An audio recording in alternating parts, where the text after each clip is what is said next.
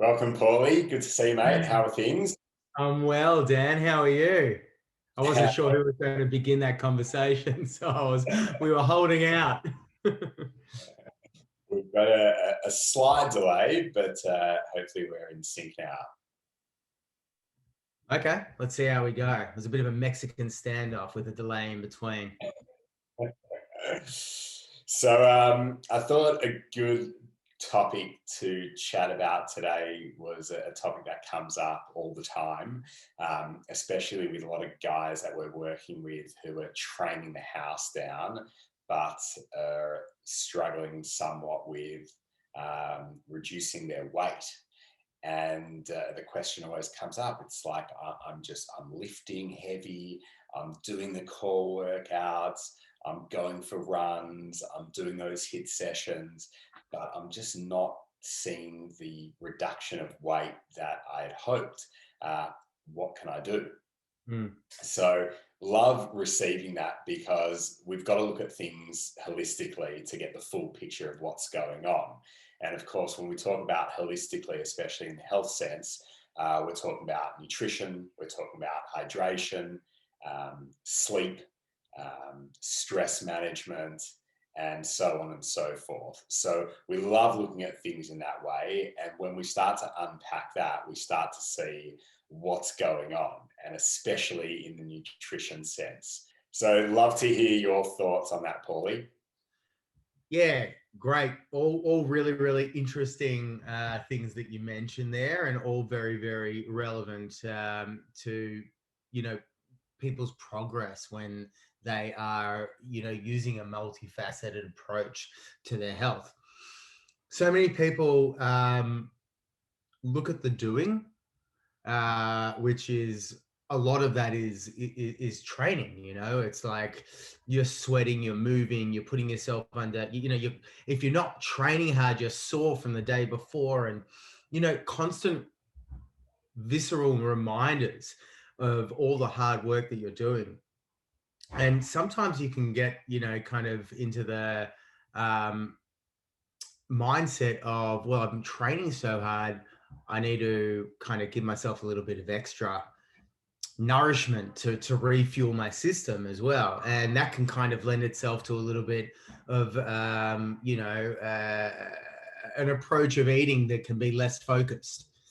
And before you know it, you're training hard and you're hanging your hat on that, but you're also overeating to a point where the old saying applies: you can't out train a poor nutrition plan. And that's just one aspect that can be a really, really limiting factor.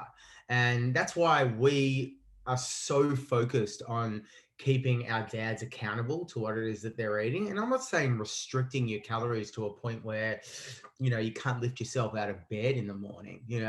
It's about finding a really, really healthy, balanced approach between training and nourishing yourself in a way that your body's going to thank you, not hate you. Yeah, absolutely. Accountability is huge. The concept of food diary we love to bring in, especially when it feels like things are needing to be tightened up a bit. The overeating approach can sometimes be clarified by just sharing what you're doing and how much you're putting on your plate, and sending it to someone who's just going to allow you to just be as you are and not critique it in any negative way, rather feeling like there's someone there that's going to offer you a solution and a positive approach to how you're going about your nutrition. Because I think as soon as you're being berated for the choices that you make, you start to just feel bad always. Yeah. And there's enough suffering going on as it is. So it's all about working with a team of people that are just there solely and who are completely devoted to your optimization. And that looks in various different ways, but especially when you're working hard at the training aspect of things, sometimes there needs to be some management on the nutrition front. And it's easy to go blind. It's easy to be blind. I've been there too. And so having a coach and having a mentor and just being able to have a dialogue with someone to find solutions makes you accountable and can help to build a system, because without the system, it's hard to know what to do. So Yeah. we're all about delivering systems, keeping things simple, and just being intelligent with how we eat and how we train and how we just live our day-to-day life. Absolutely. Having a team behind you gives you the accountability, but it also gives you a platform for you to become your own coach as well. Like when you're sending something to a team of people, all of a sudden it interrupts that mindless loop that you were talking about earlier. And, you also mentioned the berating of either somebody berating you for your food choices, or you berating yourself. And what happens when you get berated? You make bad, you get emotional, and you react to the situation. And as a result, you look for coping mechanisms like eating poorly again for short-term satisfaction. And this is Yeah. the whether it's training or eating or managing your finances or being productive at work. Ultimately, it's always about the psychological approach that you have over it. Because if you don't have that, if you don't have the ability to be able to understand what is going on inside of here, then you're basically at the behest of your impulses, which can be a really, really dangerous situation to be in sometimes. So I guess it's really important to not only dial in your physical fitness, but getting that mental fitness in check too.